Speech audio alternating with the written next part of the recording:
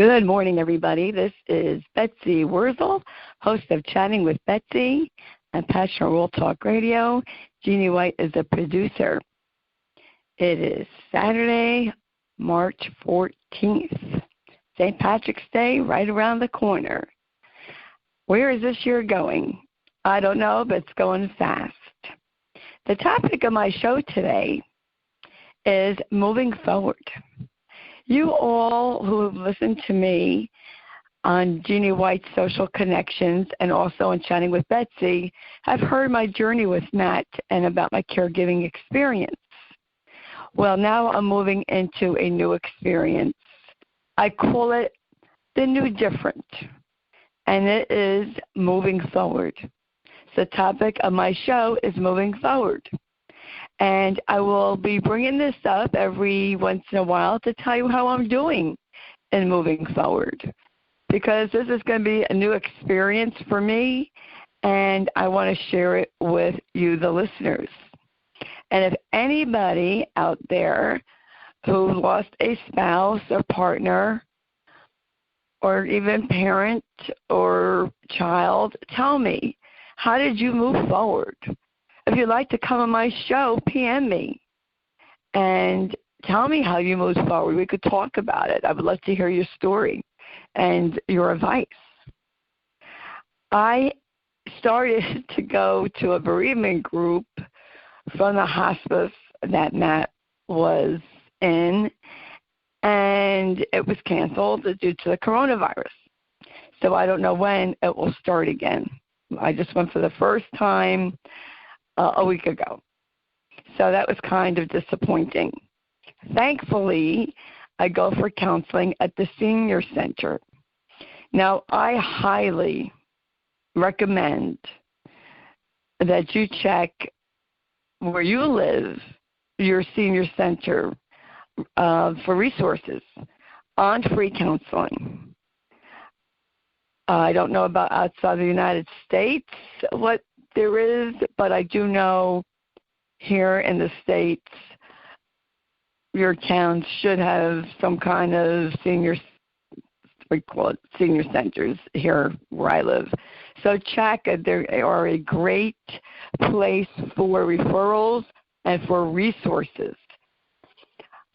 So I went for my counseling on Thursday, and I told my counselor, she's a social worker, I said, Julie, I don't know who I am anymore. And she said, well, Betsy, tell me about yourself. So I told her that, I lead a support group, Kick Alzheimer's Ass Movement, and a talk on radio show. I'm Chatting with Betsy. And I realized with Matt's journey that I am a leader and I do have gifts and I want to help inspire people. And she said, well, Betsy, that's who you are. That's who you are. You say you don't know who you are, but that's it. And sometimes, folks, we just need someone who's objective to hear us out, to let out our feelings and hear us out. Now, is moving forward easy? Not for me, it is. It might be for someone else, and everyone's grief process is different. But for me, it is different, and it is difficult at times. Do I still cry? Yes, I'll probably cry the rest of my life. I don't cry all day long. There might be days that I don't cry, but something will hit me, and I get teary-eyed. And sometimes I might get angry, like, why did Matt have to die? Why did he even have to have Alzheimer's? And that's normal. That's a normal part of grieving. Well, I want to share with you something that came up. I want to move forward in having fun. I'm going to be honest, folks, because you know what? My life is an open book, and that's just who I am. I know I'm showing my vulnerability here, but that's okay because it's who I am. I want to have fun. I don't want a relationship with someone right now. It's too early. It's too soon. I can't even picture being with someone else. What I mind having a cup of coffee with someone or going out to dinner or movie with someone. No, I wouldn't mind that. But to get into an involved relationship, no, I don't want that. And I know I definitely don't want to get married again. That's for sure. I'd be like, you know what, you stay at your house, I'll stay at mine, I'm good. I can't be a caregiver again. And, men my age usually have some kind of something going on. So I'm not ready. I don't want to be a caregiver again, and I don't want a serious relationship. That could change over time. They say never say never, but that's how I feel now. And my social worker, I told her I'd like to, go to maybe a widower's group or activity. So she gave me a paper about a dance. Now, it'll probably be canceled due to the coronavirus here in New Jersey. It's mass hysteria. Everything is canceled. I called up about it, but nobody called me back, so I'll have to call again. It's a dance. It's the first Sunday of a month, and it's at 7:30 at night on a Sunday. Well, Josh is so funny. Josh is my son, and he said, well, Mom, you have to work the next day, and you can't see to drive too well at night. Maybe you shouldn't go. But what Josh's fear is that I'm going to find somebody to replace his father. So I reassured Josh, nobody will ever replace his father. Nobody's going to replace Matt. I'm not looking for anyone to replace Matt. And I called up about the dance, like I said, and the guy didn't call me back. And you know what, folks? My younger self emerged and said, Betsy, how can you go to a dance alone? You don't know anybody. People probably won't even talk to you. You know no one's going to ask you to dance. And you'll probably just go in, stay there for 15 minutes, and walk right out. It costs $14 to go. And then I got to thinking, that's fear, folks. See, I did a talk a while back on fear paralyzing you and stopping you. And then I realized it. I have these talks for myself. And yes, you might think I'm a little wacky. That's okay. I said, Betsy, that's fear, and you'll let it stop you again. You're not a teenager anymore. You are a more confident woman. You are a confident woman. So you go there, and you are going to go there, to meet people. If someone dances with you, fine. And if not, that's fine too. I know I don't need a man to validate my worth anymore. So my strong, confident self emerged and said, Betsy, no, you're going to walk in there with your head up high. You know who you are. You know your worth. And you could just go around saying hi to people and introduce yourself. And whatever happens, happens. So I'm going to try that. I got to step outside of my comfort zone. Not easy. It's not easy to do that.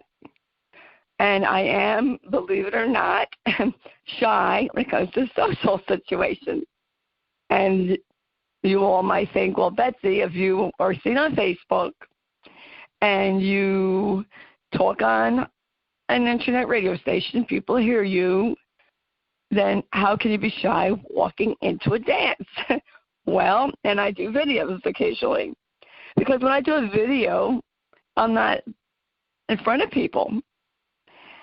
And when I talk on the radio, I'm not in front of people looking at me.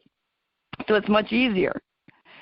And when I talk on the radio or do a video, it's for a cause I believe in. So I put aside my own issues, my own insecurities, because I want to help people. And my desire to help people rises above my own fear and insecurities. And I realized that about myself. And I realized that, you know what, I have grown as a person so much in dealing with Matt's journey. Matt's journey made me a different person, made me a better person. And so I do want to move forward. And my counselor said, Betsy, you are moving forward. Josh and I are planning about holidays. They will be different. There's no doubt about it. And yes, I do miss Matt. And I will miss him. I came to that realization. Yes, we're going to miss our spouses, parents, and whoever else has left us. And we will always miss them. I am going to honor Matt's memory.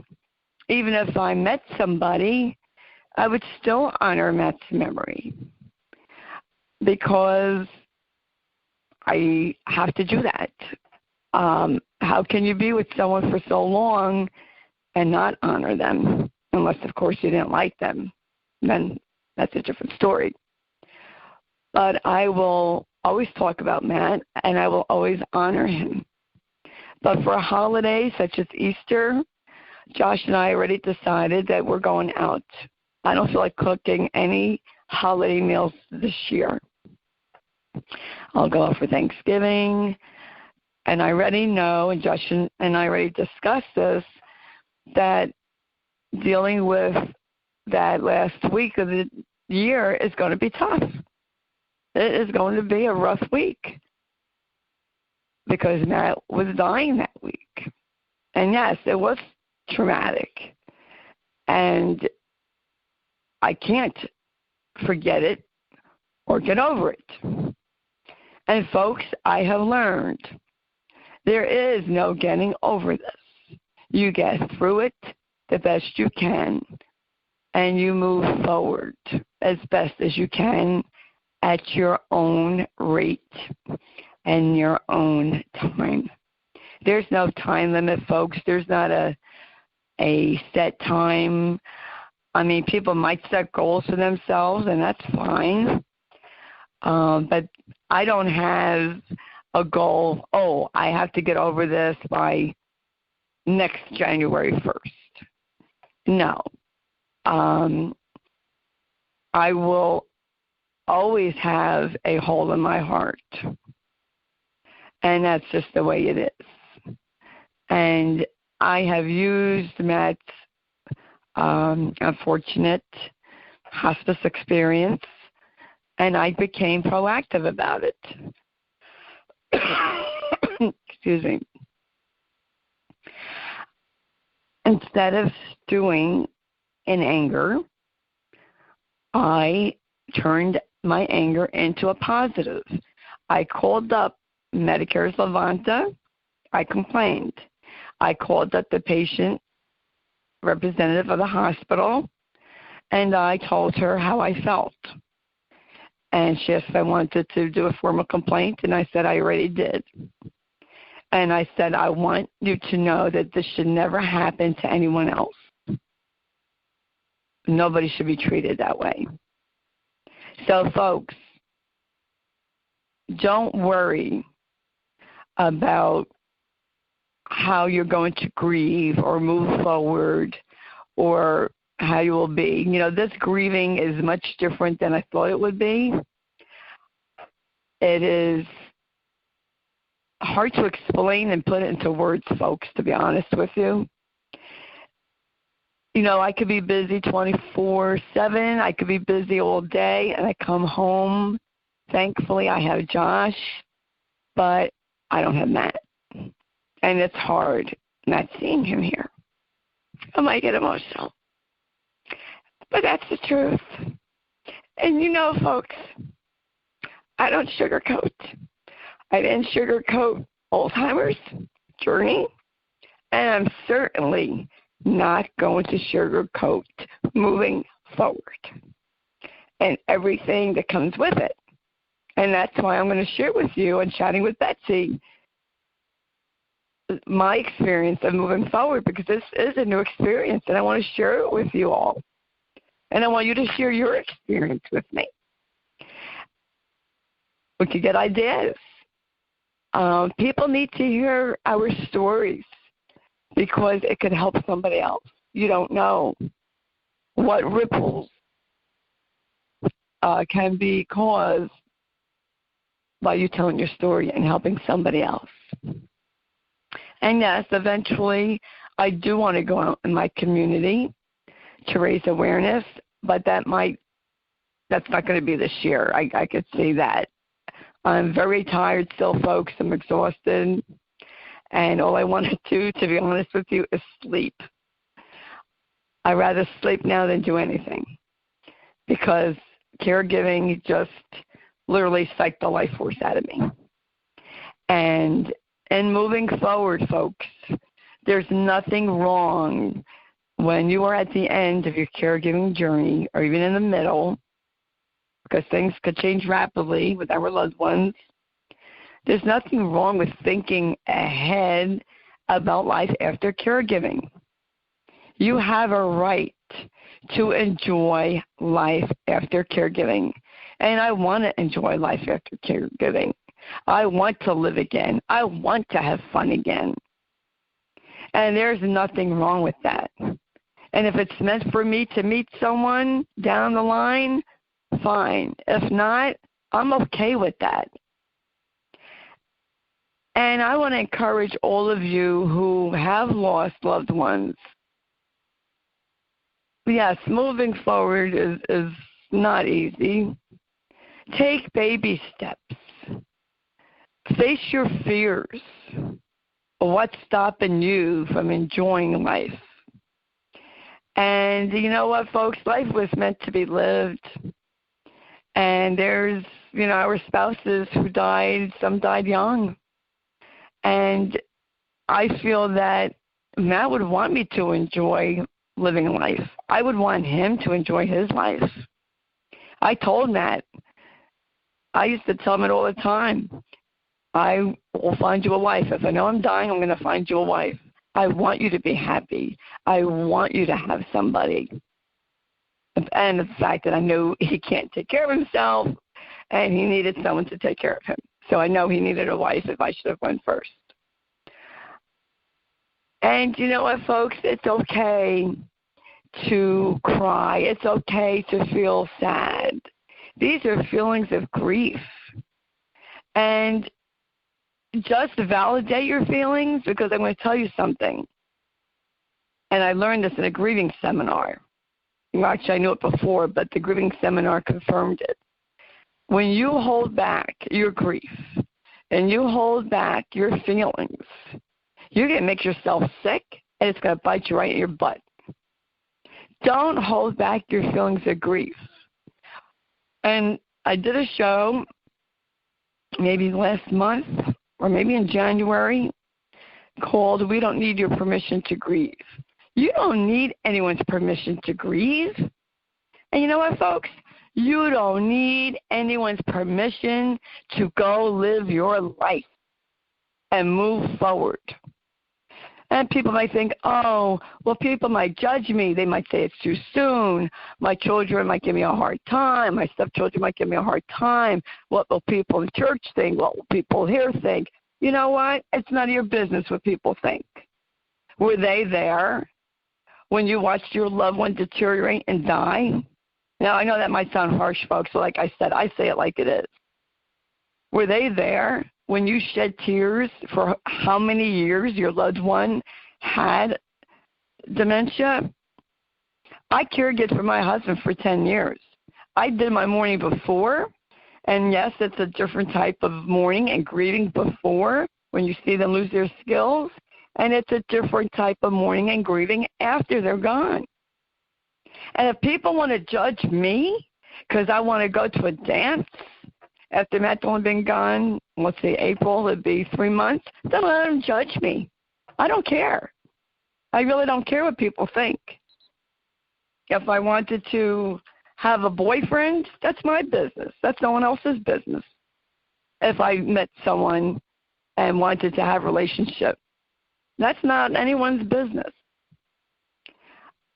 You have to do what you feel is right for you and what you are comfortable with. Now, that could be quite tricky because I am not comfortable in meeting strangers, but that's something I had to overcome. I let fear stop me for so many years. People's opinions of me, people's judgment of me, people's criticism of me. You know what? I'm 62. I'm not ashamed of my age. That has to stop. You know, the Bible says if I live to 70, that gives me 8 years. I don't have time to worry about what people think or their judgments. They didn't walk in my shoes. So screw that. I am going to live my life. And you know what, folks? I think it's wonderful if somebody finds someone to enjoy dinner with or go to movies with, and they get remarried, they live together. That's their business. Let them have some happiness. You know, anyone with dementia can live anywhere from 1 to 20 years. That's a long time, folks. And that's a long time to be lonely, let me tell you. A long time to not have a conversation with somebody and to give up your life in caregiving for your spouse or whoever it was. And that is unconditional love that we showed our loved ones. Caregivers give unconditional love. And nobody, and I mean nobody, has the right to say you can't enjoy life. I made it very clear to Josh, you're living your life, you have your fun, you go with your friends, and I have a right to live my life. I have a right to enjoy life again. I have a right to go out and meet people. And I just reassure him that no one is going to kick him out of his house, and no one is going to take the place of his father, because that is what Josh was concerned about 10 years ago when Matt was diagnosed. And he said to me, what happens when Daddy dies and you meet someone and they don't want me?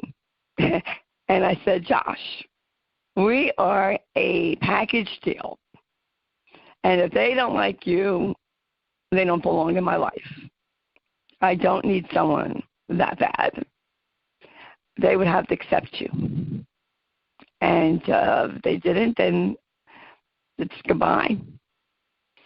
Because we're a unit. And, you know, there are some men and women who feel very needy, and they feel they need someone to validate who they are, and they're not comfortable with themselves. And you have to be comfortable knowing yourself, and you have to be comfortable with your own company first before you enjoy someone else's. And you have to love yourself first, folks, before you can love someone else. And accept your self-worth. This is part of moving forward. Maybe you were in an abusive marriage and you don't feel worthy. You need to find that worthiness. You need to find that before you do have a relationship with someone else. And that's how I feel, folks. That's my show for today. I want to thank you all for listening. I want you to know that you are all loved. You are love. You are light. Shine bright. You can check me out on my Facebook page, Betsy Wurzel, Wrzel. You can join the #Kick Alzheimer's Ass movement to learn about Alzheimer's and other dementias, to be inspired, to be supported, to be educated.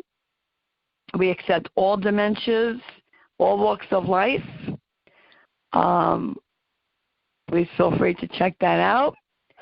And we have the CAM store with lots of nice gifts that you could give to yourself and a caregiver. And please let me know what you think of this show and share it. And please read the blog that Jeannie White writes. Jeannie White, excuse me, I can't talk, it is 2 o'clock in the morning. Jeannie White writes beautiful blogs. And I can't thank Jeannie enough for what she does for me and so many others. And I want to thank Lillian Caldwell for this wonderful Passion World Talk Radio network station where people have an opportunity to be heard. And I want you all to have a blessed day and give yourself a hug. Thank you. This is Betsy Wurzel, host of Chatting with Betsy. See you soon, or you'll hear from me soon.